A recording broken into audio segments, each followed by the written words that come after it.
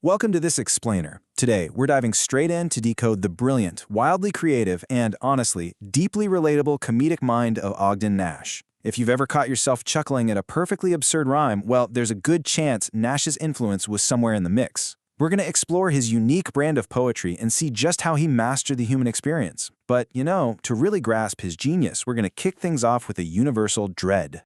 So I want you to take a second right now. Imagine the absolute most excruciating, panic-inducing torture you can possibly think of.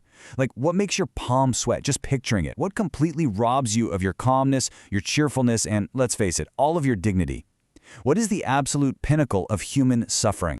Yup, you guessed it, the dentist chair. It's that highly relatable, everyday horror sitting right at the center of Ogden Nash's famous poem, "This Is Going to Hurt Just a Little Bit." Nash realized something pretty profound about our daily fears.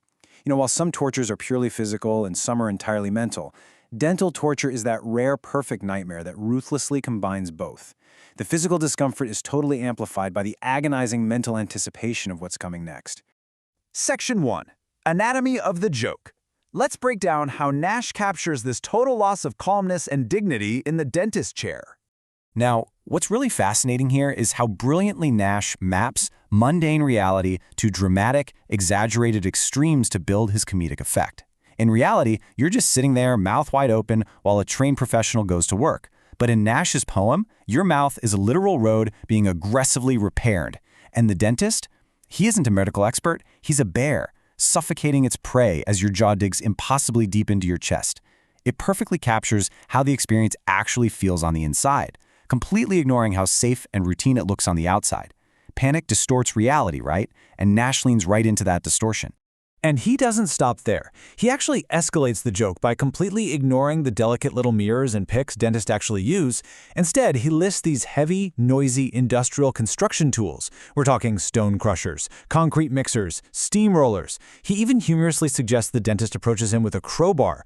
Think about the auditory assault of a dental drill whining in your ear. Nash takes that overwhelming sensation and translates it into a full-blown construction site inside your skull. The sheer absurdity of a dentist coming at you with a crowbar, that is exactly what makes the imagery so unforgettable. But here's the ultimate, crushing irony of the poem. After you survive the heavy machinery and the suffocating bear, the doctor finally polishes your teeth. You let out this massive sigh of relief. You survived! But then comes the punchline. You're told to come back in 3 months. You literally endure all this mental and physical torture just to maintain your oral health, only to be trapped in this vicious, inescapable circle of dental appointments. The real humor lies in the absolute futility of the whole shebang. Moving on to Section 2. Meet Ogden Nash. Let's see how this builds our understanding of the mastermind who actually wrote these hilarious verses. So meet Ogden Nash. He's widely considered the absolute best American poet of witty light verse. Born in 1902, Nash had a mind that was simply wired differently. He famously claimed he'd been thinking in terms of rhymes since he was just 6 years old. Just imagine how a 6-year-old thinking in rhyme shapes an adult's worldview. To Nash, life wasn't just a series of random events, it was a series of potential punchlines, just waiting to be matched up and flipped on their head for a laugh. His path to becoming a literary icon was actually quite unconventional. He's a descendant of General Francis Nash, the guy Nashville, Tennessee is named after, by the way, and he attended Harvard, but only for a single year before dropping out. He eventually found his footing as an editor at the publisher Doubleday, which is where he started writing his own verses. Over his lifetime, settling in Baltimore, he published an astonishing volume of work. We're talking over 500 comic poems spanning 14 collections. This wasn't just a casual hobby, it was a prolific, lifelong dedication to finding humor in the human condition. All right, Section 3. Breaking the poetry rules. The crucial point here is understanding exactly what makes an Ogden Nash poem so instantly recognizable. Nash was the undisputed king of light verse. This kind of poetry is characterized by brevity, biting wit, and commonplace subjects. Everyday stuff like bugs, animals, or, as we saw, going to the dentist. But his real signature? That was his irregular meter and his galloping lines. He would intentionally write lines that just kept running on, faster and faster, stretching the sentence until you're practically gasping for air as you read it, all just to force a chaotic, hilarious rhyme at the very end. He threw the traditional stuffy rules of poetry right out the window, prioritizing comedic timing way above academic perfection. And this right here brilliantly illustrates his masterful use of coined words and faulty rhymes. He simply wouldn't let the actual English language stop him from making a rhyme. If he needed to rhyme with matches, he wouldn't use the normal spelling of patches, he'd spell it patches with a Z. He'd pair the word hope with hopin just to make it rhyme with open. He basically tortured the English language, bending and twisting grammar to assert complete creative control over his art. The result?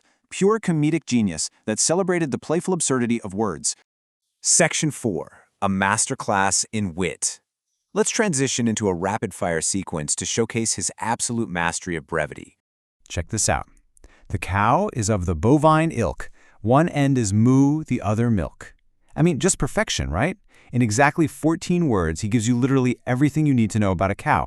The juxtaposition of that fancy academic phrasing, bovine ilk, slamming right into the childlike simplicity of moo and milk, is a prime example of how he finds immediate, accessible humor in the most commonplace subjects. Or take his observation on the turtle. The turtle lives twixt plated decks, which practically conceal its sex. I think it clever of the turtle, in such a fix, to be so fertile. Notice that signature, faulty but perfect couplet at the end? Rhyming turtle with fertile? Academically, it shouldn't work. But auditorily, it absolutely does. It catches your ear completely by surprise and just leaves you smiling at the incredible cleverness of it all. Then there's this one, which I absolutely love. The camel has a single hump, the dromedary two, or else the other way around. I'm never sure. Are you? It's so great because he injects his own relatable, everyday confusion right into the verse. Instead of positioning himself as this all-knowing poet imparting wisdom from on high, he flat out admits he has absolutely no idea how camel humps work. He totally shatters the fourth wall, bringing us, the audience, right into the joke with him. And finally, perhaps his most succinct observation on nature, God in his wisdom made the fly and then forgot to tell us why. A brilliant, dry punchline that perfectly captures our collective annoyance with houseflies in just 2 flawlessly metered lines. It doesn't need to be some grand epic poem, it's concise, it's hilarious, and it points out a universally shared human frustration. So, we've seen how he turns a terrifying dental visit into a laugh-out-loud epic, and how he distills the absolute essence of a cow into a 2-line joke. And this brings us to a final thought to reflect on. If Ogden Nash can find brilliant, lasting humor in everyday terrors and annoying bugs, what mundane part of your own life could be transformed into a comic masterpiece? Next time you're stuck in traffic or waiting in line, or, gripping the armrests in the dentist chair, try looking at the world through Ogden Nash's wildly creative, rule-breaking lens. You might just find the exact humor you need, hidden right there in the everyday.